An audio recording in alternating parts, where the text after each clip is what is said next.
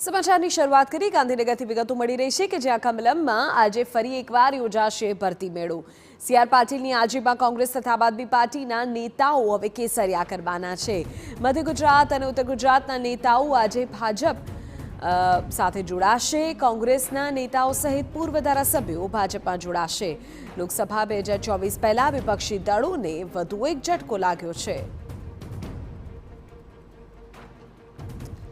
તો કમલમમાં આજે ફરી એક વખત ભરતી મેળો યોજાનાર છે। સીઆર પાટીલની હાજરીમાં જ કોંગ્રેસ તથા આમ આદમી પાર્ટી છોડેલા નેતાઓ કેસરિયા કરવાના છે।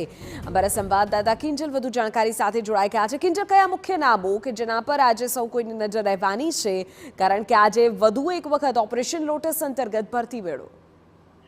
જી બિલકુલ, સતત કહી શકાય કે ત્રીજો સપ્તાહ છે કે જ્યારે ભાજપની અંદર લોકો જોડાઈ રહ્યા છે। ખાસ કરીને વિપક્ષમાંથી કોંગ્રેસની વાત કરવામાં આવે કે આમ આદમી પાર્ટીની વાત કરવામાં આવે, ત્યાંથી જે હોદ્દેદારો છે, પૂર્વ ધારાસભ્યો છે, તે જોડાવાનો સિલસિલો છે તે યથાવત છે।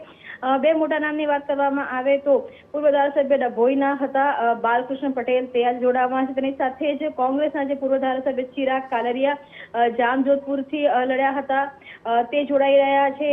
તેની સાથે સૌરાષ્ટ્ર અને બળવંત સૌરાષ્ટ્રના પણ કેટલાક જે નેતાઓ છે તે જોડાઈ રહ્યા છે। એટલે કહી શકાય કે મોટી સંખ્યાની અંદર તેની જે જોડાવાનો સિલસિલો છે તે યથાવત છે। આજની વાત કરવામાં આવે તો 1500 થી 1700 જેટલા હોદ્દેદારો, પૂર્વ હોદ્દેદારો વિપક્ષના તે ભાજપની અંદર જોડાઈ રહ્યા છે।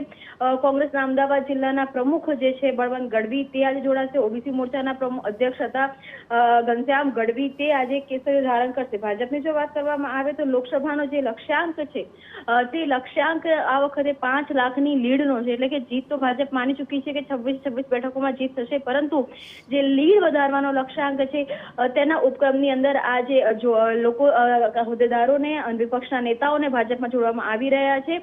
અત્યાર સુધી 3000 જેટલા કાર્યકર્તાઓ, હોદ્દેદારો જોડાઈ ચૂક્યા છે અને આજે વધુ 1500 થી 2000 હોદ્દેદારો જોડાશે, તે પ્રકારની વાત આવી રહી છે। બિલકુલ કિંજલ, પર જાણકારી બદલ। તો આજે લગભગ 1500થી વધુ હોદ્દેદારો કેસરિયા કરવાના છે અને કોંગ્રેસ તથા આમ આદમી પાર્ટીમાં મોટું ગાબડું પડ્યું છે। વડોદરા જિલ્લા કોંગ્રેસનું મોટું માથું ગણાતા કુલદીપસિંહ રાવલજી પણ કેસરિયા કરશે। તો વિસાવદર આમ આદમી પાર્ટીના ધારાસભ્ય જેઓ રહી ચૂક્યા છે ભૂપતભાઈ હાણી, તેઓનું નામ પણ અત્યારે સામે આવ્યું છે। ખંભાતના કોંગ્રેસના ધારાસભ્ય ચિરાગ પટેલ, કે જેમણે પાછલા દિવસોમાં કોંગ્રેસ સાથે છેડો ફાડ્યો, હવે આપને કહી દઈએ કે કોંગ્રેસ પાસે મંત્ર 15નો જ સાથ રહ્યો છે, જેમાં વિમલ ચુડાસમા, ગેનીબેન, આ તમામનો સમાવેશ થાય છે। ડોક્ટર તુષાર ચૌધરી જેઓ ખેડબ્રહ્મા બેઠક પરથી જીત્યા છે। એક તરફ કોંગ્રેસ અને આમ આદમી પાર્ટીને મોટું ગાબડું પડ્યું છે, તો બીજી તરફ 2024 પહેલા ભાજપમાં આ ભરતી મેળો શરૂ થયો છે, જેમાં આજે જે કોંગ્રેસ તથા આમ આદમી પાર્ટીના કેટલાક પૂર્વ નેતાઓ છે તેઓ કેસરિયા કરી રહ્યા છે। રાજકોટ જિલ્લા કોંગ્રેસ નેતા અર્જુન ખાચરિયાના કેસરિયા, ઉપલેટા તાલુકા પંચાયતના કોંગ્રેસના 25 સભ્યોના પણ કેસરિયાના સમાચાર અત્યારે મળી રહ્યા છે। 15 સરપંચ, 15 સહકારી આગેવાનો પણ ભાજપમાં જોડાઈ રહ્યા છે।